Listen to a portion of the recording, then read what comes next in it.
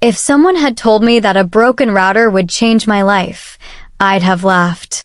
But that was before I met her, Alina Hayes, the millionaire CEO of Hayes Tech, the woman who could make silence feel like a song. I was a freelance technician fixing routers, networks, and the occasional coffee machine in fancy offices I could never afford to work in. That morning, the call had come through the company support app. Urgent Wi-Fi failure, CEO's office.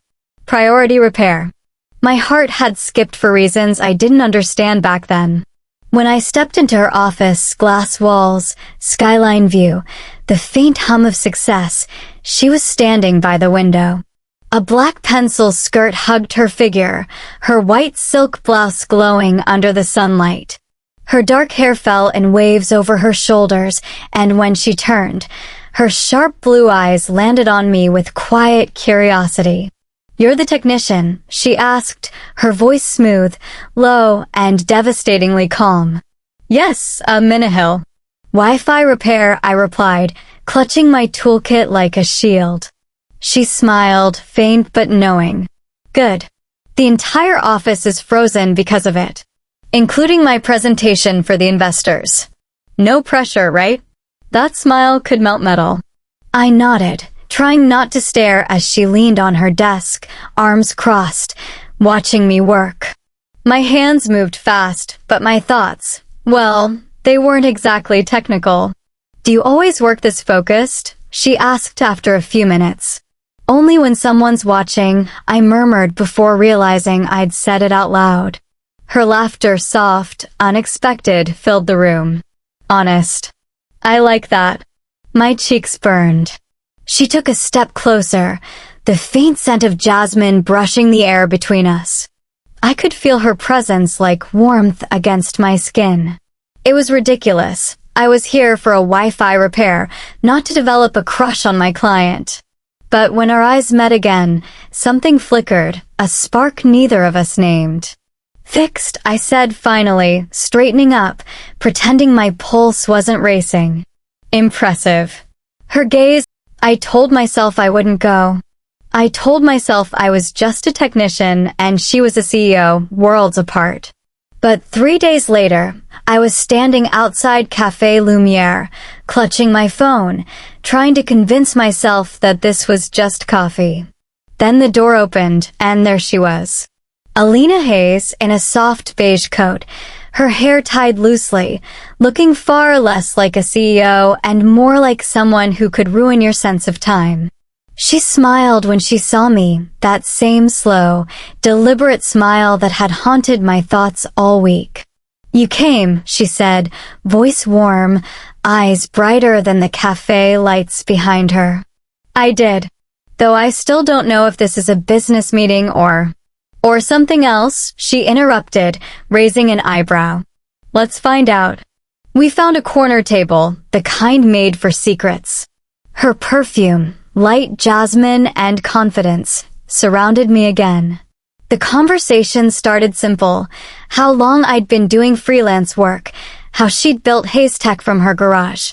But underneath, there was something electric. Every time our hands brushed reaching for coffee, adjusting the sugar, it was like a current passed between us. "You know," she said, swirling her spoon slowly, "you're not like most people who walk into my office." "Because I fix Wi-Fi instead of making deals?" I teased. She chuckled. "Because you look at me like I'm a person, not a headline." That hit deeper than I expected. Her tone wasn't flirtatious now, it was soft, honest. I saw, for a moment, the woman behind the empire, tired eyes, a hint of loneliness hidden under charm. I wanted to know her. Not the CEO, not the public face her. "Maybe I see more than you think," I said quietly. Her eyes met mine, something unreadable glimmering there. The silence between us wasn't awkward, it was thick, charged. Then she leaned closer, just slightly, her voice barely above a whisper. "Careful, Millionaire. You might make me forget this was supposed to be coffee." My breath caught. Was it ever just coffee? She smiled, slow, dangerous, devastating. "No. But I wanted to see if you'd come anyway." For a few seconds, neither of us looked away. My heart pounded so loud I swore she could hear it. Then she reached for her phone, tapping something quickly. "Friday," she said, slipping me. The night of the dinner felt unreal, like walking into a dream that knew my name. Alina's driver picked me up right on time, opening the car door with a polite nod. I wore a simple black dress, not too bold, but enough to say I cared. My hands trembled as I clutched my small purse. I wasn't sure if I was nervous about the dinner or about her. When we arrived at the restaurant La Verdure, the kind of place that whispered luxury, I spotted her instantly. She stood near the entrance, a vision in emerald satin, her hair pinned up, revealing the graceful curve of her neck. Her eyes found me, and the rest of the room disappeared. "You're breathtaking," she said softly as I approached, her gaze traveling down before meeting mine again. "I was worried you'd change your mind." "I almost did," I admitted, but curiosity won.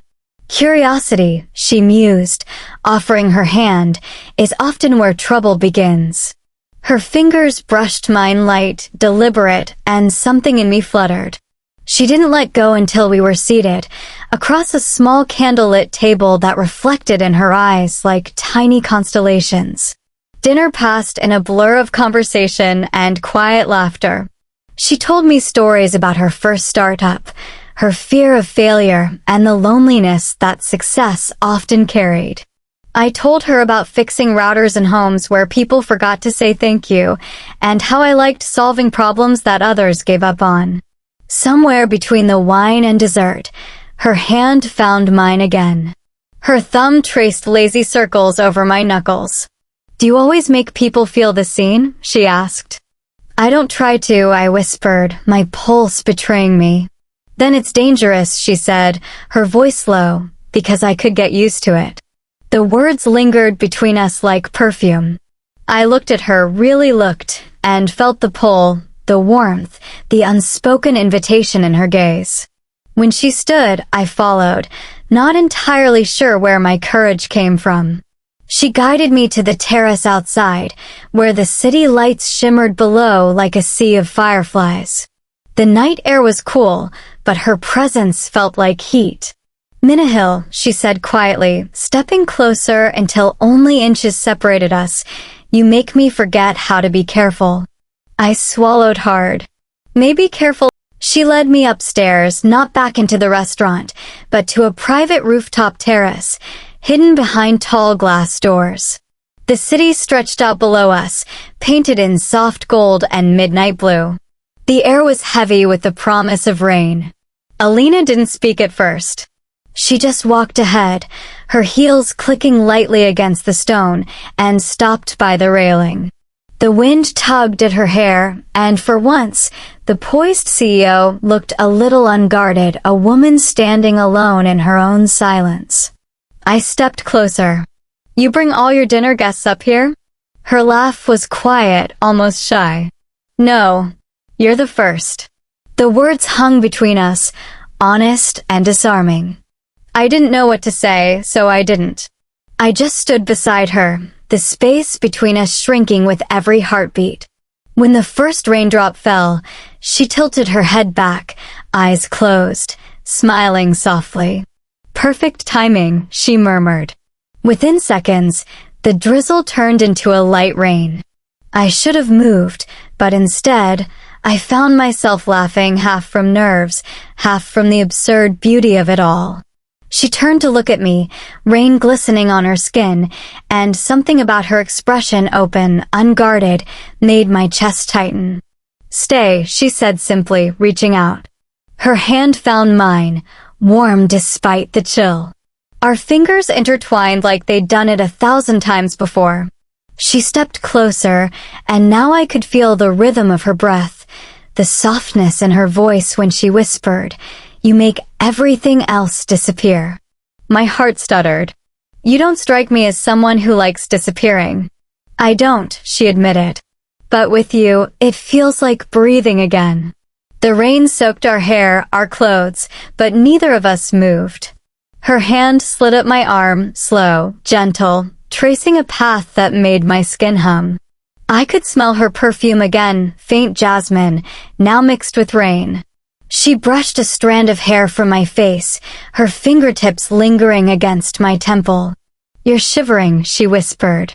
"Maybe it's not the rain," I managed. For a long, suspended moment, we just looked at each other, caught between restraint and surrender. Every inch of distance between us burned. Then she exhaled, a sound that was almost a sigh.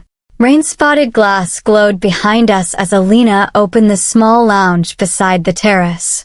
She handed me a towel from a cabinet and laughed when I wrapped it around my shoulders like armor. "Come sit by the heater before you freeze," she said.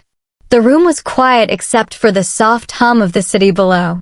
She switched on a floor lamp. Golden light spilled over her face, softening every sharp edge.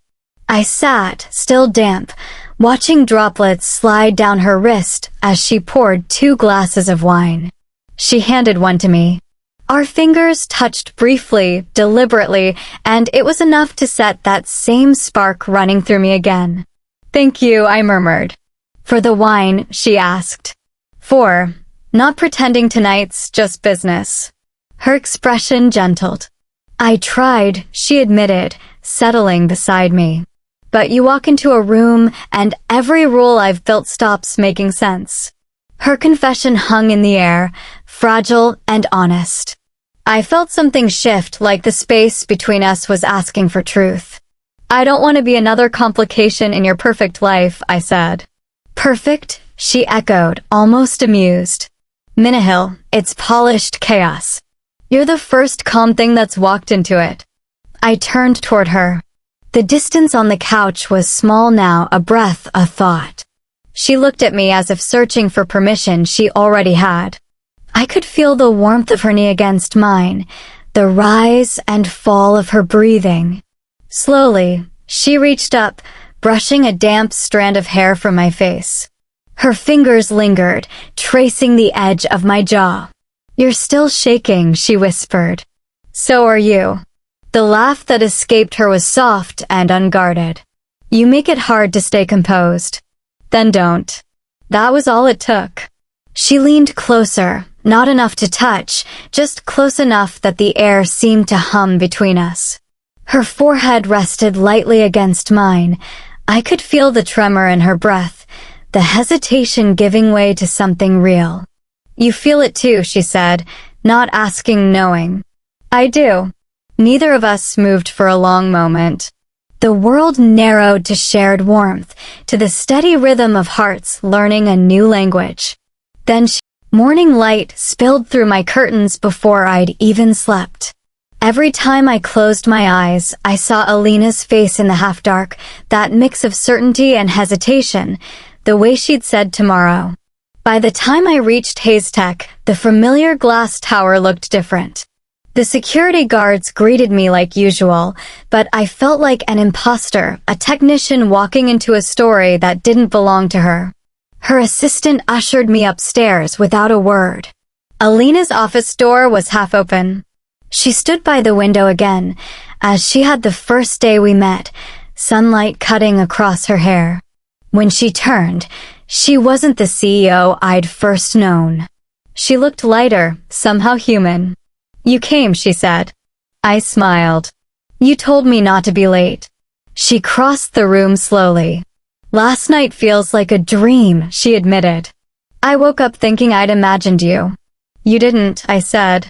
Something in her softened then. She motioned for me to sit, but I stayed standing. The distance between us felt full of everything we hadn't said. "I've spent years keeping my life separated," she said quietly. "Work in one box, emotions in another.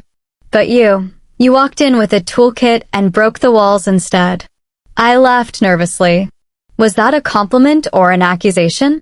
"Both," she said, smiling. Then she took a step closer. "I don't know what happens next. I don't even know if this can fit into my world or yours. But I know I don't want to go back to pretending." The honesty in her voice made something inside me unclench. I reached out, resting my hand against hers. Her fingers turned, entwining with mine like they belonged there. "Then don't pretend," I whispered. "Just start here." For a moment we simply stood, two people who'd spent too long building armor, finally daring to take it off. Her thumb brushed over my knuckles, slow, thoughtful, grounding. "Minahil," she said softly, "you make the noise quiet." That was the moment I realized what had been growing between us wasn't a spark anymore. It was a steady flame. Outside, the city moved on, taxis, screens, the endless hum of progress. But inside that glass room, time stretched into something gentle. She drew me into a quiet embrace, nothing rushed, just warmth and understanding. The scent of jasmine lingered again, my head rested against her shoulder, and I could feel her heartbeat steady under my cheek. Neither of us spoke. We didn't need to. When we finally pulled apart, she said, "Lunch. Somewhere without Wi-Fi." I laughed. "So you can't call me back for another repair?" "Exactly," she said, eyes shining. "This time, I want the connection to stay broken, at least the digital one." I smiled, knowing exactly what she meant. And as we left the office together, I realized the broken Wi-Fi hadn't been an accident. Maybe it was the universe's way of fixing something else, two hearts that had been waiting to find the same signal all along. The end.